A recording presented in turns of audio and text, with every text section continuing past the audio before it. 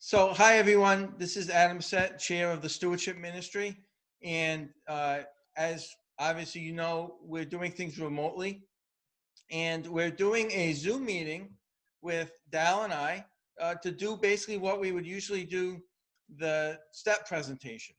Now, we don't have the step chart with us for the Zoom. We wanted to keep it a little bit simpler and either not be putting it up or be fighting with a phone call board or whatnot. But as you might expect, Dal has all that information, and he's going to talk a little bit about it. And so we just kind of thank you for being with us this stewardship season. And we're excited to talk to you about growing a step in either giving or volunteerism or both. And I'll let Dal take it away. We closed October with year-to-date offering and other income $28,500 below operating expenses. Total income year-to-date is now $52,000 below our budget plan. The situation has been mitigated somewhat by reduced operating expenses due to the pandemic-caused closure of our facility and a 6-month mortgage reduction where they reduced our mortgage payment to interest only. That's our thanks to the United Methodist Development Fund for that. They are our mortgage holder. That alone saved us $21,000. However, this month, we had to go back to our full mortgage payment. Our income has been down not only from reduced offerings, but the absence of loose plate giving, about $5,000, and the elimination of building usage fees, those fees we get to other organizations for rental, and that's cost us about $6,000 so far. On a positive note about giving at this time, it's the increased use of Vanco, our online giving tool. We are now more than 10% above last year's online giving, and over 50 givers now use Vanco every single month. We will again be working to grow one step in our gifts and services like we've talked about in the past, and we'll be using step charts to help us understand where we are and what growing one step could mean.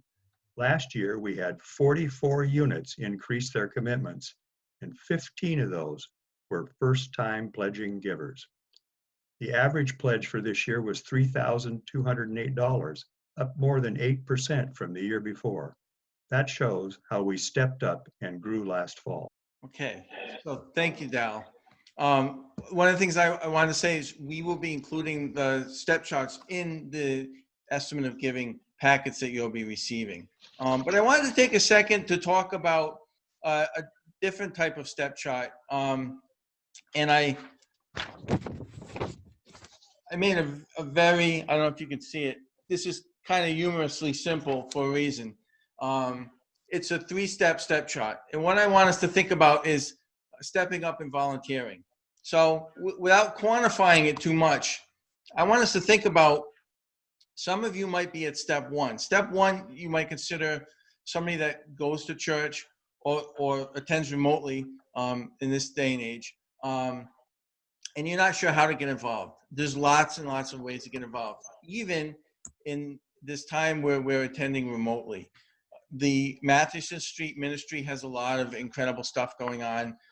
You can basically ask anybody or even put a note in the estimate of giving card folder, and we'd be glad to help.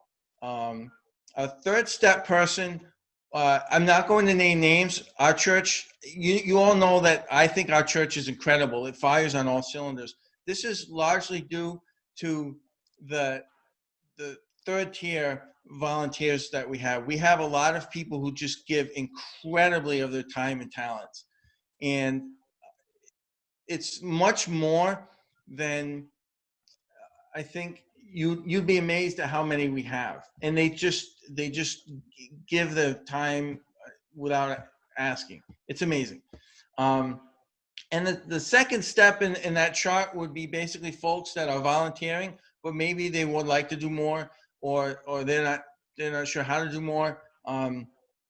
There's always room to do more. Even in remote times, there are amazing ways that we can help. The food preparation for Matheson Street. There are scarf ministries, knitting ministries. And one of the things that I wanted to talk about is the fact that volunteerism, again, especially important now, volunteerism is a great way to stay connected to your fellow members. Serving on church council has done an amazing job of that with me. When I meet with church council, I feel a connection with everybody, and it's just great to be part of that team. So that's something, again, I know the step shot was simple, but I did that as kind of a humorous way of saying, we're not going to over quantify that, but I want everybody to think about that, because the volunteering that happens in this church is just incredible. So Dal, I'll give it back to you. Okay, this weekend, the Consecration Sunday packet will be mailed out to everyone, and the weekly and annual step charts that you've seen before will be included to assist you as you consider what to commit to in 2021. And you'll remember to look at those step charts, find where you are, and think about what would it take to grow one step. The packet will include an estimate of giving card for you to fill out, sign, and mail back to the office in the enclosed addressed envelope. We regret that we cannot have the communal experience of placing those cards on the altar at this time of year, but the circumstances that surround us prevent it. Adam? Thank you, Dal. Thank you, Dal. Yeah, as you know, when we kicked off this season, we were not sure how we were going to do Consecration Sunday. And because of COVID and remote services and the fact that we had to go back to remote services, we're obviously not having a Consecration Sunday luncheon. But we really do appreciate the support from everybody. And we really look forward to a time where we can all gather and break bread together again. And having said that, the Consecration Sunday service, I think, is going to impress everybody with the way we're sort of celebrating that all we've done and all that we can do for the church. So I really appreciate it, everybody. Thank you so much, Dal. And I hope to see you soon. Thank you.